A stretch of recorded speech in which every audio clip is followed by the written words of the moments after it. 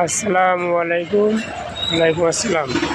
আজকে আপনাদের দেখাবো যে আমার সামনে দেখতে পাচ্ছেন যে জেনারেল এসিটা, এই এসিটার পাইপ লিকে গ্যাস বের হয়ে গেছে এবং এই গ্যাসের কাজ কিভাবে করা হয় এবং আউটডোর কীভাবে সম্পূর্ণ খোলা হচ্ছে তা আপনাদের এই প্রসেসটা দেখানো হবে এই ভিডিওর মাধ্যমে।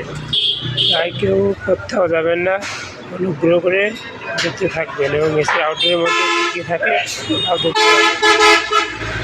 অলরেডি করে যে পার্টটা আছে সেটা খোলা কমপ্লিট। এইটা হলো রেডিওটার অথবা থিংস বলে আউটডোর ফার্নেসার। এটা আউটডোর ব্লোয়ার মোটর, মানে এই ফার্নেসার ঠান্ডা করা মোটর। আর এই সাইডে আছে কম্প্রেসার, এর কানেক্টিং বক্স, ক্যাপাসিটার।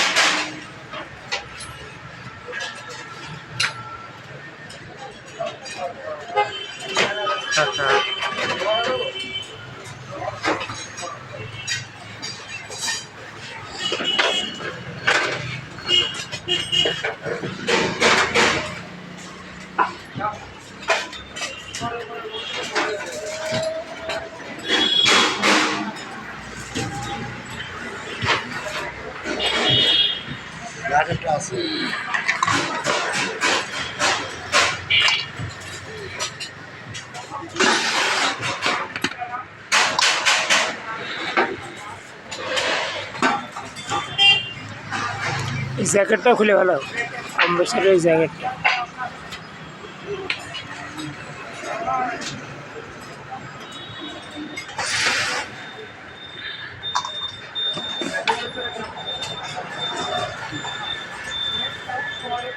ওই খোলা হলে তার খুলতে হবে।